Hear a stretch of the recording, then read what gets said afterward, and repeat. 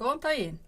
Í dag ætla ég að ræða aðeins um það hvernig við getum notað Camtasia forritið til þess að búa til kennsluefni.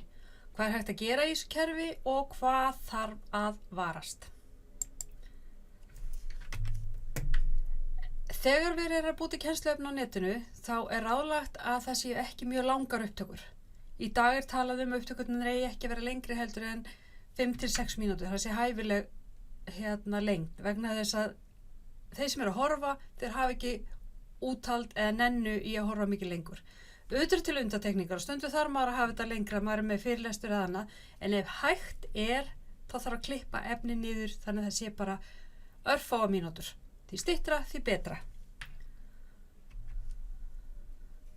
Það er hægt að gera ýmislegt í Camtasia ef maður er með kennsluefni. Það er til dæmis hægt að setja eins og núna, nú er ég með örina, þetta er það sem ég er að tala um núna, kannski ekki alveg, ég kannski aðeins svolítið stressið með músina, þetta er það sem ég er að tala um núna.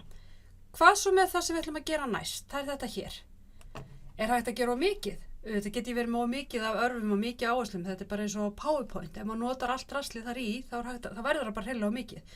Þannig að við notum það sem við þurfum á hverjum tíma.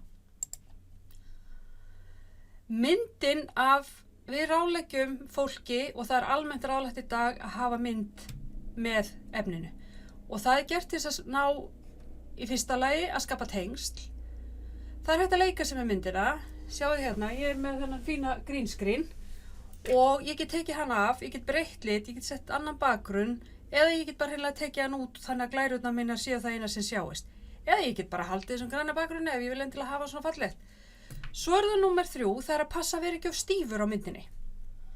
Ekki sitja og tala bara svona og í mónótón allan tíman, þannig að þeir sem eru að hlusta, þeir alveg gefa bandan. Maður þarf að setja pínlítið líf í þetta og þeir sem eru að hlusta, þeir vilja sjá að maður sé ekki róbot. Það er allt í lagi að gera mistök. Það er náttúrulega ekki, ég er ekki að tala um að þú maður er verið hóstandi út alla og sjónd upp í nefið og eitthvað svoleiðis. Heldur, ver ekki á stífur, muna það að maður er bara mannlegur.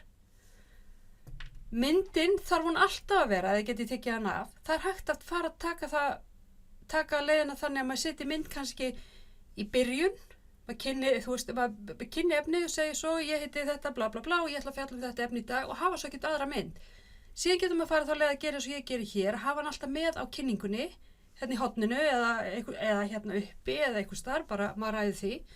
Eða maður getur haft hann annars slagið. Láta hann að koma inn annars slagi þegar maður til dæmis er að breyta áherslu í efninu eða eitthvað svoleiðis að þá koma maður inn aftur. Það er ýmislegt hægt að gera. Já, ég var búin að tala um lenging, hvað það er langt. Að það má ekki vera lengra heldur en 5-6 mínútur. 8 mínútur, það er allt í lagi. En til dæmis eins og þessar online upptökur sem eru í gangi í dag í skólanum, það eru klukkutíma eða meira. Þú veist, það er bara allt of langt. Það er enginn að fara að setjast niður og horfa á klukkutíma myndband. Það er bara þannig. Og hér fyrir saman magn og gæði. Klippa út allt óþarfa kjaftaði og bara hafa þetta stutt og gagnort. Enginn ennur að horfa á langt myndband. Og já, ég var búin að segja þetta áður þannig að þið sjá ég fann að endurtaka mig. Það er ekki gott. Heimildir, ef maður vill hafa heimildir, það er náttúrulega ekkert mál. Maður getur bæði farið þá leið að setja þær aftast í myndbandið. Það er flestir held ég sem gera það sérstaklega ef þetta er nemendur að skilja efni, þá setjar það aftast. En það er líka hægt að vitna jafnóðum og segja bara samkvæmt í þá er þetta svona. Og svo er náttúrulega líka bara hægt að sleppa því. Ef maður er bara með efni sem er bara svona nokkurn veginn common knowledge en kannski nemendur veit ekki af því, eins og efni kannski, já, ýmislegt efni, það er bara, maður ræður eiginlega hvaða leið maður fer. Og svo er það lokin.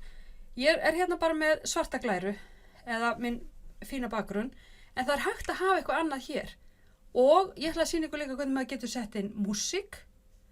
Það er eitt. Maður getur haft intro fyrir framann þannig að maður sé alltaf með sama lagið þannig að það tengir það efni sem maður er að gera. Þá bæði hægt að ná í eitthvað bara á netinu og setja inn eða taka það sem er til hér í Camtasia. Það er til ýmislegt efni hér. En ég ætla ekki að hafa þetta lengra núna því ég ætla að klippa núna þetta efni saman og sýna ykkur hvernig þetta gæti verið sem fullbúið myndband. Ok, thank you!